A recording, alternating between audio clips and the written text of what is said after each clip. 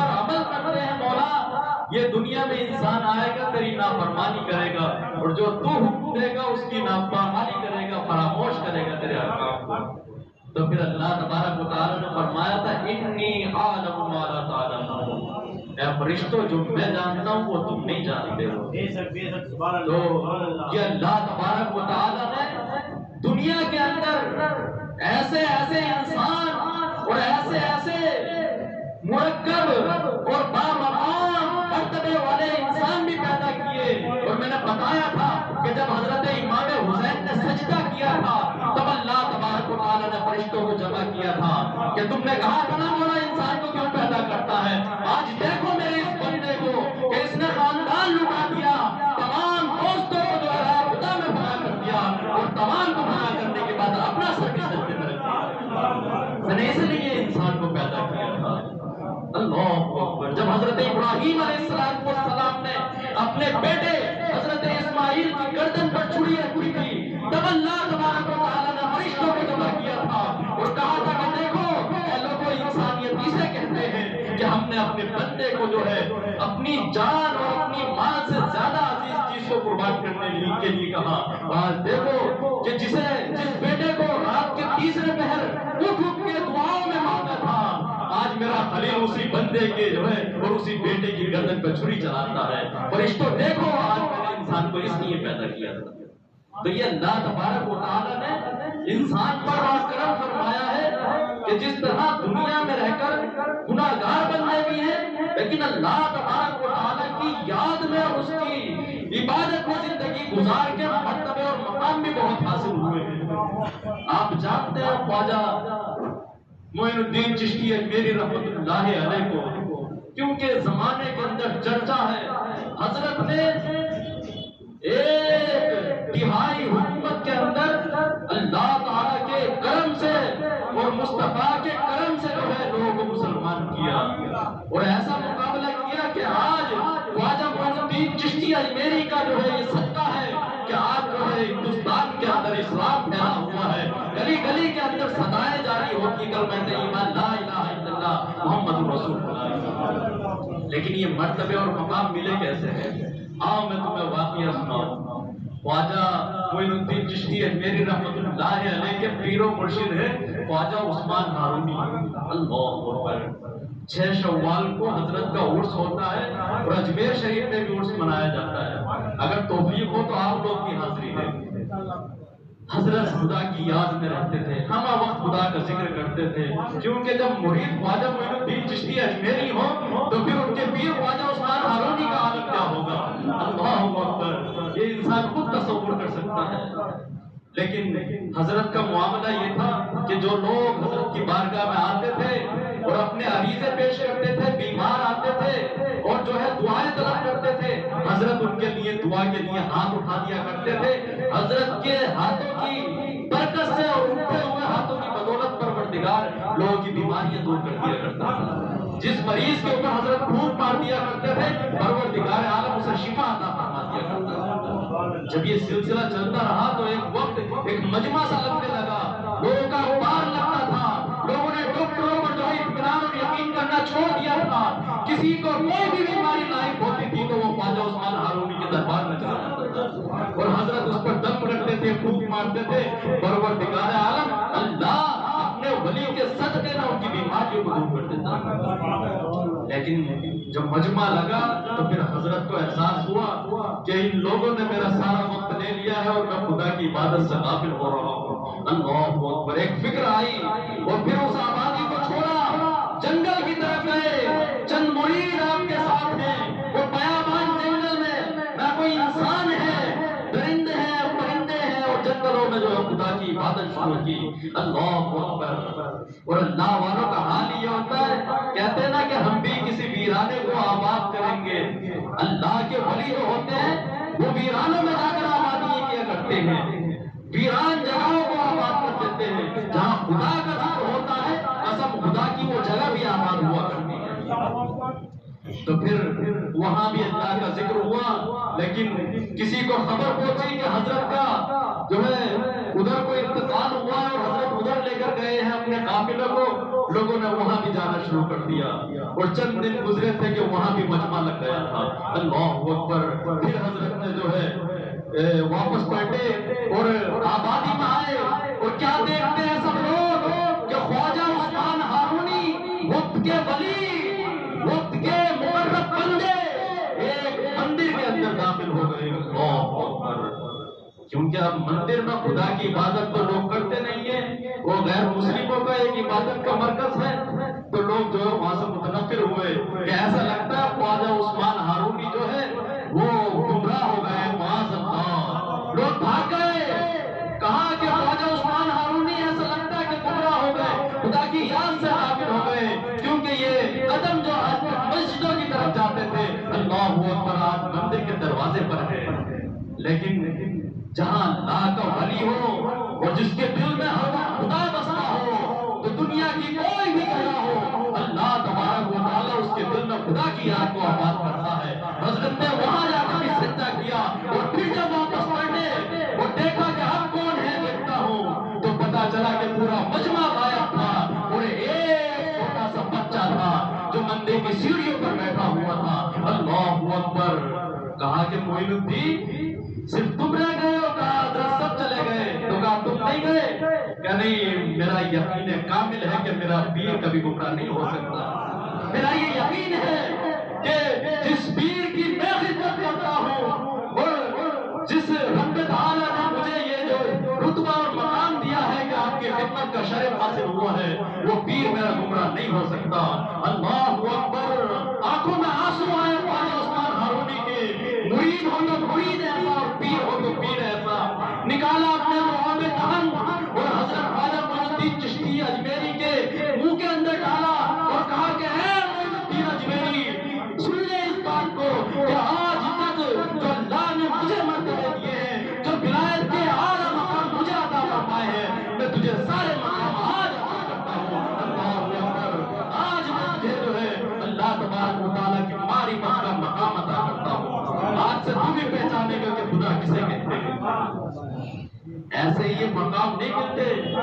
اللہ کی بارگاہ میں جب کوئی صدقے دل سے خشوع اور خضوع کے ساتھ جھکتا ہے نا تو پھر اس عبادت میں بھی ایک مزہ پیدا ہو جاتا ہے. پھر دنیا کے یہ مزے اچھے نہیں لگتے.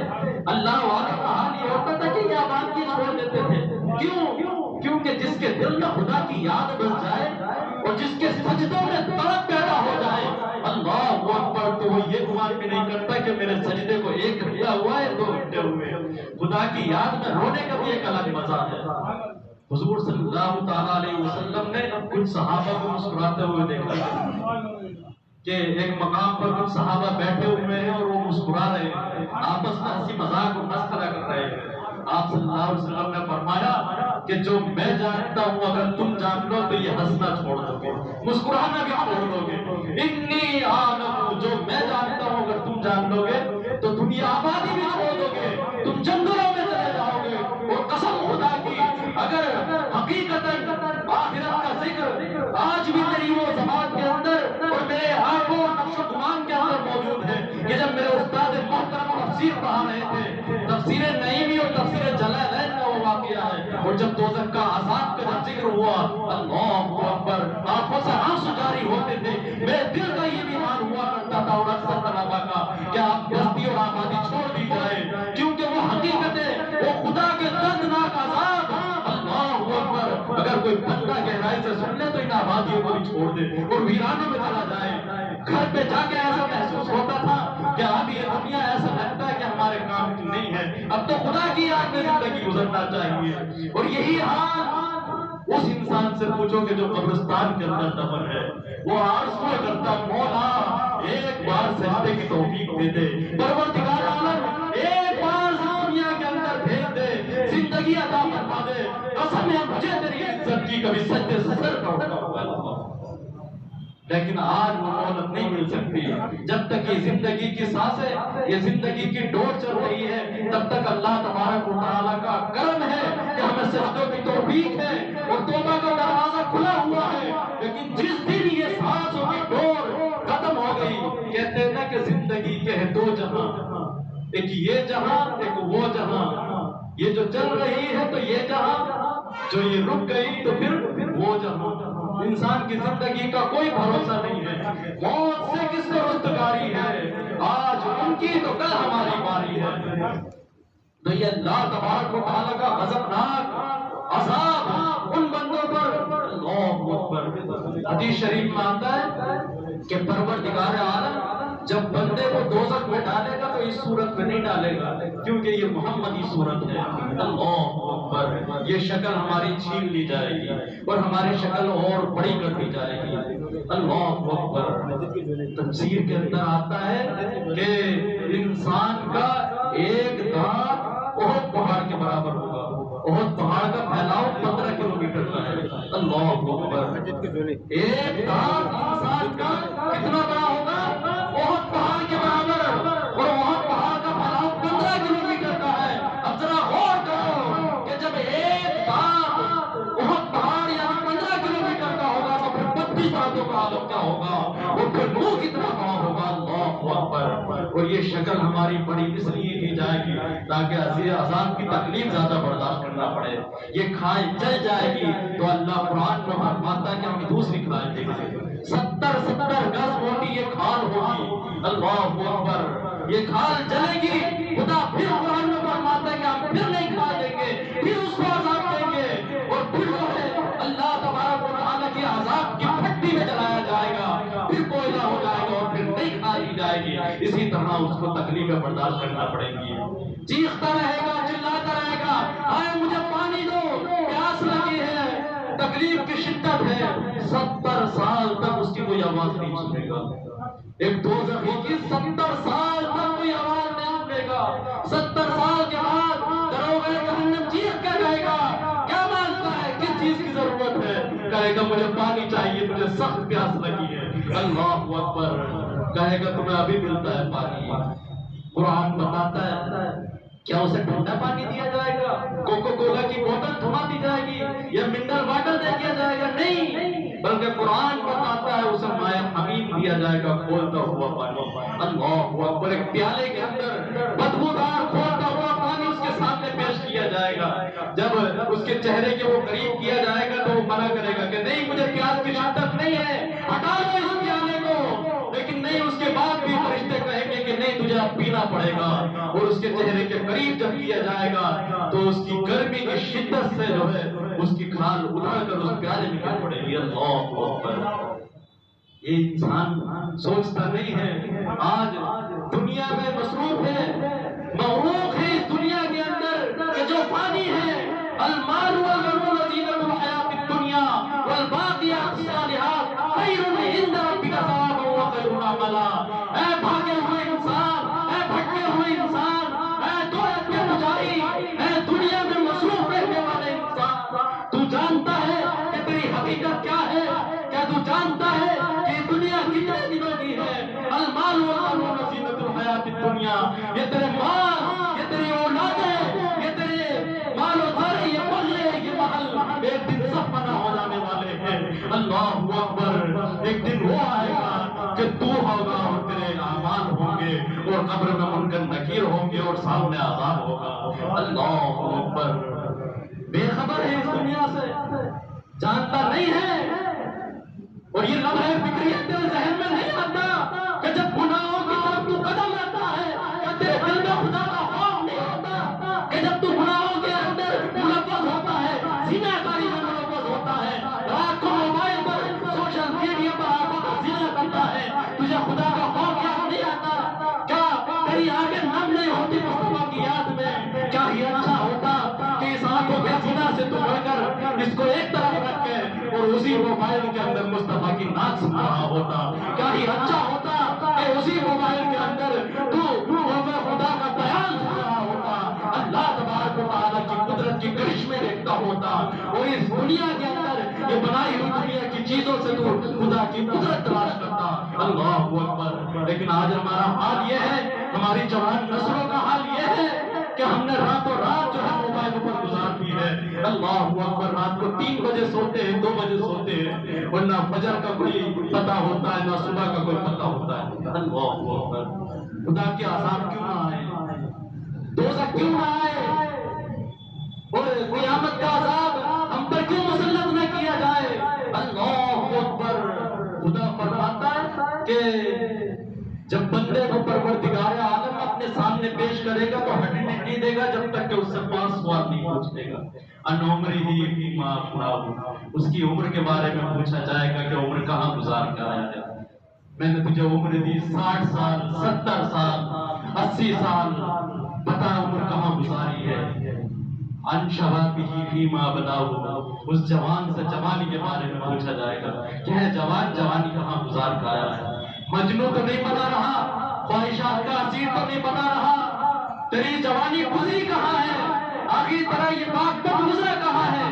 تیری جوانی کسی چوک پہ تو نہیں گزری، تیری جوانی کسی غیر محرم بہن بیٹیوں کو غلط نظر سے دیکھتے ہوئے تو نہیں گزری؟ کیا تم نے کبھی آنکھوں سے زنا تو نہیں کیا؟ کبھی تم نے جو ہے مشتری کا شکار تو نہیں ہوا؟ اللہ اکبر، تیری جوانی گزری کہاں ہے؟ آخر زندگی کہاں گزار کے آیا ہے؟ اور پھر خدا کے سامنے جب کوئی جواب نہ ہوگا تو کیا جواب دے گا؟ وہ کتنا خوش نصیب جوان ہوگا جو کہے گا مولا میری زندگی تیری یاد میں گزری، اور جس کے پیشانی سے سجدوں کی طرف نکلتی ہو، سجدوں کا نور نکلتا ہو، وہ کہے گا مولا میری جوانی تیری یاد میں گزری، میری جوانی رکوع میں گزری، میری جوانی سجدوں میں گزری، میری جوانی جو ہے وہ شب بیداری میں گزری تھی۔ اللہ اکبر۔ جب جوانی میں خدا کی عبادت کرے تو پروردگار عالم آسمانوں میں فرشتوں کو جمع کر کے ناز کرتا ہے کہ مولا پروردگار عالم تمام فرشتوں کو جمع کرتا ہے اور فرماتا ہے دیکھو اس بندے کو قوت بھی رکھتا ہے، بازوؤں میں زور اور طاقت بھی رکھتا ہے، اور گناہ پر آمادہ ہونے کی طاقت بھی اس کے اندر ہے، لیکن اسے میرا خوف یہ ہے کہ آج یہ مسلح پر کھڑا ہوا ہے۔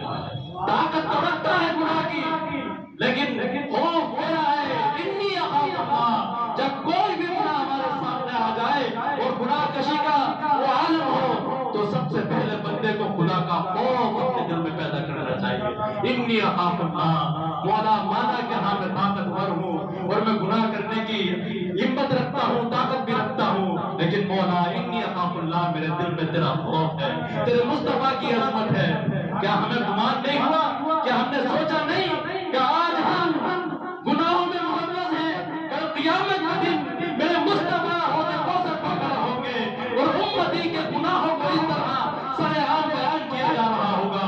اللہ اکبر۔ کہ تجھے شرم نہیں آتی کہ ہم جوانی کے اندر میں اس طرح گناہوں میں ملوث ہو جاؤں؟ کل میرے مصطفیٰ کھڑے ہوں گے تو مصطفیٰ کے سامنے کیا جواب دوں گا کہ یہاں تو پوری زندگی میرے حضور نے جو ہے روتے ہوئے تیرے وقت میں گزاری ہے کہ اے مولا پروردگار عالم میری امت کی بخشش فرما، لیکن آج میرا حال یہ ہے کہ میری پوری زندگی گناہوں سے بھری ہوئی ہے۔ اللہ اکبر۔ ذرا ہم سوچیں اپنے سینوں کے اندر، غور کریں اور غریبہ میں جھانکیں کہ ہم کس طرح زندگی گزارتے ہیں، ہمارے دن کس طرح گزرتے ہیں، ہماری شامیں کس طرح گزرتی ہیں۔ حدیث شریف میں حضور فرماتے ہیں کہ اے لوگوں، اللہ کے جو نیک بندے ہوتے ہیں اور غریب بندے ہوتے ہیں ان کے تھوڑے عملوں پر اللہ راضی ہو جاتا ہے تو پھر اللہ تبارک و تعالیٰ انہیں نعمتیں بھی عطا فرماتا ہے۔ تم اللہ کے تھوڑے رزق پر راضی ہو جاؤ، اللہ نے جو تمہاری تقدیر کے اندر رزق رکھا ہے اس پر راضی ہو جاؤ، اللہ تمہارے تھوڑے عملوں پر راضی ہو جائے گا۔ لیکن اگر ان خدا کی نعمتوں کا تم نے جو ہے بدعملی طریقے سے غلط نتیجہ نکالا اور ناشکری کی تو کل قیامت کے دن تمہیں خدا کے عذاب سے کوئی بچانے والا نہیں ہے۔ یومئذ یقول الانسان یومئذ این المفر، اس دن انسان کہے گا کہاں بھاگوں کہاں جاؤں؟ کلا لا وزر، آواز آئے گی کہ آج کوئی چھپنے کا ٹھکانہ نہیں ہے، آج تو تجھے تیرے رب کے سامنے پیش ہونا ہے۔ ينبأ الانسان یومئذ بما قدم واخر، انسان کے سامنے جو ہے وہ ایک ہی چارہ ہوگا کہ اپنے مولا کے سامنے اپنی زندگی کے سارے کارتوت اور کارنامے جو ہے پیش کر دیے جائیں گے۔ اللہ اکبر۔ یقول الانسان یومئذ، کس خوف میں ہے، کس گمان میں زندگی گزارتا ہے؟ کل دیکھ تیرے عذابوں کا یہ چٹھا، تیرے گناہوں کا یہ چٹھا پورے زمانے کے اندر کھولا جائے گا۔ خدا کی یاد میں اس طرح زندگی گزاروں کہ کل قیامت کے دن میرے مصطفیٰ بھی فخر کرے کہا یہ میرا امتی ہے، اس نے میرے عشق میں زندگی گزاری ہے۔ وہ کتنا خوش نصیب جوان ہوگا۔ اللہ اکبر۔ کہ جب قبر کے اندر نکیرین جائیں گے اور نکیرین پوچھیں گے کہ ما کنتا تقول فی ھذا الرجل، بتا یہ پورا شخص کے بارے میں کیا کہتا ہے۔ تیسرا سوال ہے نا کہ ہر امتی کو حضور کا دیدار ہوگا، ہر انسان کی قبر میں حضور تشریف لے کر جائیں گے اور نکیرین کہیں گے ما کنتا تقول فی ھذا الرجل، بتا یہ جو شخص کھڑے ہیں ان کے بارے میں کیا کہتا ہے۔ اللہ اکبر، کاش وہ دن آئے کہ میرے مصطفیٰ میری قبر کے اندر تشریف لائے اور پھر میں نہ بتاؤں کہ قبر میں جو یہ تشریف لائے یہ کون ہے، میرے مصطفیٰ بتائے اے نکیرو ہٹ جاؤ یہ میرا غلام ہے۔ اللہ اکبر، کہا کہ زندگی اس طریقے سے گزار کہ تیسرے سوال کا جواب تو نہ دے بلکہ مصطفیٰ خود دے دے کہ نکیرو تمہیں پتہ نہیں ہے یہ میرا غلام ہے، اس نے دنیا میں رہ کر میرے رب کی یاد میں زندگی گزاری ہے، میرے عشق میں زندگی گزاری ہے۔ جب قبر میں ان کو اپنی پاؤں پکڑ کے دامن مچل ہی جاؤں، میری تو آرزو رہتی ہے کہ اللہ تبارک و تعالیٰ اس طرح دنیا سے اٹھائے، اس طرح ہمارا خاتمہ فرمائے کہ ہمارا خاتمہ ایمان پر ہو، ہم سے خدا بھی راضی ہو، ہم سے مصطفیٰ بھی راضی ہو۔ اللہ اکبر، زندگی کا اصل مقصد یہی ہے اے امام الانبیاء کے غلاموں کہ اگر زندگی خدا کی یاد میں گزر جائے، زندگی مصطفیٰ کے عشق میں گزر جائے، اصل خدا کی وہی زندگی ہے، ورنہ موت۔ انسان زندہ نہیں ہے۔ حضرت شیخ ساری فرماتے ہیں کہ انسان کی زندگی اور اس کی موت کا ہے مقام سانسوں سے نہیں ہے، بلکہ جس دل میں خدا کی یاد زندہ ہے وہ انسان بھی زندہ اور وہ دل بھی زندہ ہے۔ لیکن جس کے دل میں خدا کی یاد نہ ہو، جس کے سینے میں مصطفیٰ کا عشق نہ ہو، جس کی آنکھیں راتوں کو مصطفیٰ کے عشق میں بھیگتی نہ ہو، قسم خدا کی وہ انسان بھی مردہ ہے، وہ دل بھی مردہ ہے۔ تو زندگی اس طریقے سے ہو کہ جو قبر میں ان کو اپنی پاؤں پکڑ کے دامن مچل ہی جاؤں، جو دل میں رہ کے چھپے تھے مجھ سے وہ آج جلوے دکھا رہے ہیں۔ آج وہ فرماتے ہیں کہ ہٹ جاؤ نکیرو، قبر میں مصطفیٰ کا بے وفا نہیں بلکہ مصطفیٰ کا وفادار آیا ہے، مصطفیٰ کا امتی آیا ہے، یہ میرا غلام ہے۔ اللہ اکبر، اور جو گناہگار ہوگا نکیرین کہیں گے من ربک، بتا تیرا رب کون ہے۔ حدیث شریف میں لفظ ہے اللہ اکبر، فرمائے گا من ربک، نکیرین کہیں گے بتا تیرا رب کون ہے۔ تو جو خدا کی یاد سے غافل رہا، جس کے سینوں کے اندر جو ہے سجدوں کی تڑپ اور پیشانیوں میں سجدوں کی چمک نہیں ہوگی، وہ کہے گا ہاں ہاں لا ادری، ہاں ہاں لا ادری، ہائے میں برباد ہو گیا، ہائے میں ہلاک ہو گیا۔ جن اولادوں کے لیے میں نے یہ ذخیرے اکٹھے کیے وہ آج عیش و عشرت کی نیند بسر کر رہے ہیں، سو رہے ہیں، آج ان دونوں نے جو ہے وہ مجھے مٹی کے اندر دفن کر دیا ہے۔ ہاں ہاں لا ادری، ہائے میری زندگی کا مقصد تمام ہو گیا، میری عمر ہلاک ہو گئی، برباد ہو گئی، میں کچھ نہیں جانتا کہ رب کون ہے۔ اللہ اکبر، ایک گھس لگے گا کہ 70 گز نیچے چلا جائے گا۔ اللہ پروردگار عالم ہمیں عذاب قبر سے محفوظ فرمائے، مولا ہمارے سینوں کے اندر بھی سجدوں کی طرف پیدا فرمائے، عشق رسول سے ہمارے سینوں کو منور فرمائے۔